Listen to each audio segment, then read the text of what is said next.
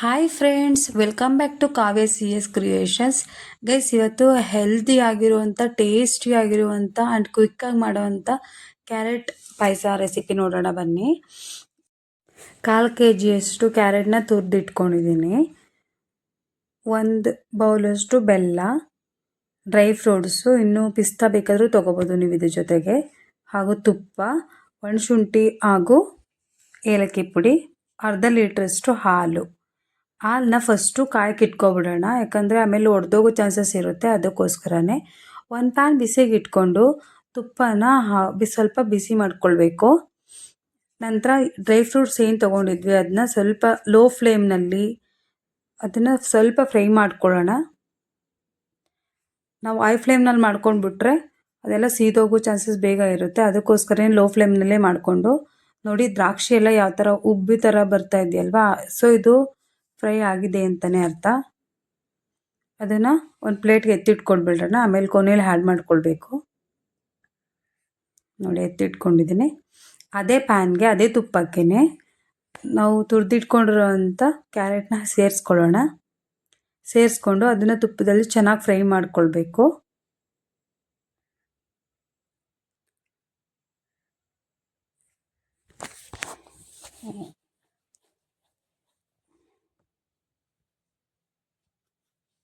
ನೋಡಿ, ಚೆನ್ನಾಗಿ ಮಿಕ್ಸ್ ಕೊಡೋಣ.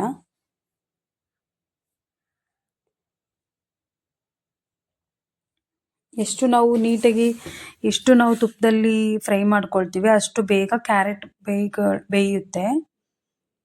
ಒಂದು 5 ನಿಮಿಷ, ಒಂದು 10 ಮಿನಿಟ್ಸೇ ಇಟ್ಕೊಳ್ಳೋಣ. 10 ಮಿನಿಟ್ಸ್ ಕ್ಯಾಪ್ ಕ್ಲೋಸ್ ಮಾಡಿಕೊಂಡು ನೋಡಿ ಎಷ್ಟು ಚೆನ್ನಾಗಿ ಫ್ರೈ ಆಗ್ತಾಯಿದೆ ಅಂತ. ಮತ್ತೆ ಅದನ್ನು ಮಿಕ್ಸ್ ಕೊಡೋಣ, ಯಾಕಂದರೆ ಅದು ಸೀದೋಗೋ ಚಾನ್ಸಸ್ ಇರುತ್ತೆ. ಅದಕ್ಕೋಸ್ಕರನೇ ನೀಟಾಗಿ ಅದನ್ನು ಫ್ರೈ ಮಾಡ್ಕೊಳ್ಳೋಣ.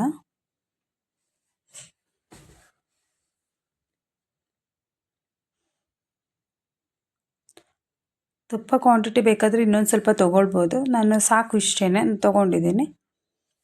ಮತ್ತು ಇನ್ನೊಂದು 5 ನಿಮಿಷ ಕ್ಲೋಸ್ ಮಾಡಿಕೊಂಡು ನೋಡಿ, ಅದು ಎತ್ತಾದ್ಮೇಲೆ ನೋಡ್ಕೊಳ್ಬೇಕು ಯಾವ ಬೆಂದಿದೆಯಾ ಇಲ್ವಾ ಅಂತ ಟೆಸ್ಟ್ ಮಾಡ್ಕೊಳ್ಳಿ. ಇನ್ನೊಂದು ಸ್ವಲ್ಪ ಬೇಯಬೇಕು ಅನಿಸ್ತು, ಅದಕ್ಕೋಸ್ಕರನೇ ಮತ್ತೆ ಫ್ರೈ ಮಾಡ್ಕೊಳ್ತಾ ಇದ್ದೀನಿ.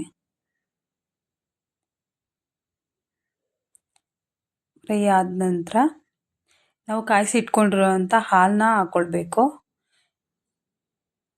ಹಾಲನ್ನ ಫಸ್ಟೇ ಹಾಕ್ಕೊಂಡ್ಬಿಟ್ರೆ, ಇಲ್ಲ ಹಸಿ ಹಾಲನ್ನ ಹಾಕ್ಕೊಂಡ್ರೆ ಅದು ಈ ಥರ ಮಿಕ್ಸ್ ಹಾಕಿದ ತಕ್ಷಣವೇ ಒಡೆದೋಗೋ ಚಾನ್ಸಸ್ ಇರುತ್ತೆ. ಅದಕ್ಕೋಸ್ಕರನೇ ಫಸ್ಟು ಹಾಲನ್ನ ಕಾಯಿಸ್ಕೊಂಡು, ಹಾಲು ಏನೂ ಆಗಿಲ್ಲ ಅಂತಂದರೆ ಅದು ಒಡೆಯೋದಿಲ್ಲ ಅಲ್ವಾ, ಅದಕ್ಕೇ ಆರಾಮಾಗಿ ಸೇರಿಸ್ಕೊಳ್ಬೋದು.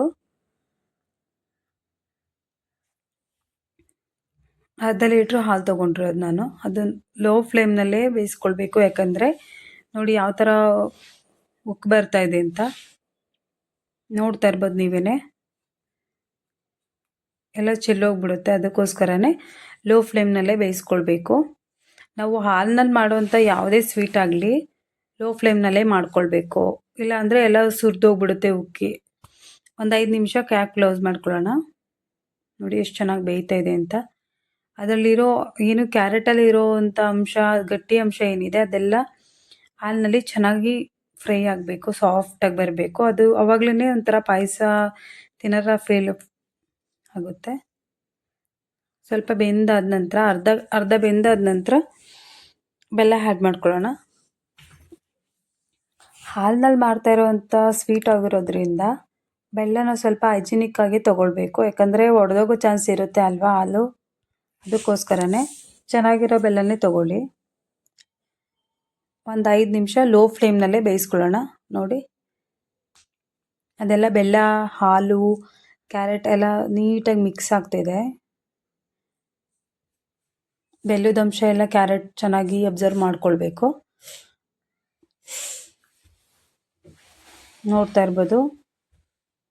ಇನ್ನೊಂದು ಸಲ ಟೆಸ್ಟ್ ಮಾಡ್ಕೊಳ್ಳಿ, ಬೆಂದಿದೆಯಾ ಕ್ಯಾರೆಟು ಏನು ಅಂತ. ಸ್ವಲ್ಪ ಪೇಷನ್ಸಿಂದನೇ ಮಾಡಬೇಕು. ನೋಡ್ತಾ ಇರ್ಬೋದು ಫ್ರೆಂಡ್ಸ್, ಎಷ್ಟು ಎಲ್ಲ ಹಾಲೆಲ್ಲ ಎಷ್ಟು ಸುಂಡೋಗಿ ಇದಾಗಿದೆ ಅಂತ. ಕೊನೆಯಲ್ಲಿ ಒಣಶುಂಠಿ ಮತ್ತು ಏಲಕ್ಕಿ ಕಾಯಿನ ಹಾಕ್ಕೊಳ್ಳೋಣ. ನೋಡಿದ್ರಲ್ಲ ಫ್ರೆಂಡ್ಸ್, ಎಷ್ಟು ಚೆನ್ನಾಗಿ ಬರ್ತಾ ಇದೆ ಅಂತ. ಯಾರೆಲ್ಲ ನನ್ನ ಚಾನೆಲ್ನ ಫಸ್ಟ್ ನೋಡ್ತಾ ಇದ್ದೀರಾ ದಯವಿಟ್ಟು ಸಬ್ಸ್ಕ್ರೈಬ್ ಮಾಡ್ಕೊಂಡು ನೋಡಿ. ಪ್ಲೀಸ್ ನಿಮ್ಮ ಲೈಕು ಶೇರ್ ಆ್ಯಂಡ್ ಕಮೆಂಟ್ ಮಾಡಿ ಸಪೋರ್ಟ್ ಮಾಡಿ. ನೋಡ್ತಾ ಇರ್ಬೋದು ಪರ್ಫೆಕ್ಟಾಗಿ ಆಗಿದೆ ಪಾಯಸ ಗೈಸ್. ನೀವು ಮಿಲ್ಕ್ ಮೇಡ್ ಇನ್ನೂ ಏನೇನೋ ಆ್ಯಡ್ ಮಾಡ್ತಾರೆ, ಬಟ್ ಅದು ಯಾವುದೂ ಇಲ್ದಲೆ ಇನ್ಸ್ಟೆಂಟಾಗಿ ಟೇಸ್ಟಿ ಆಗಿರೋವಂಥ ಕ್ಯಾರೆಟ್ ಪಾಯಸ ರೆಡಿ ಆಗಿದೆ. Thank you.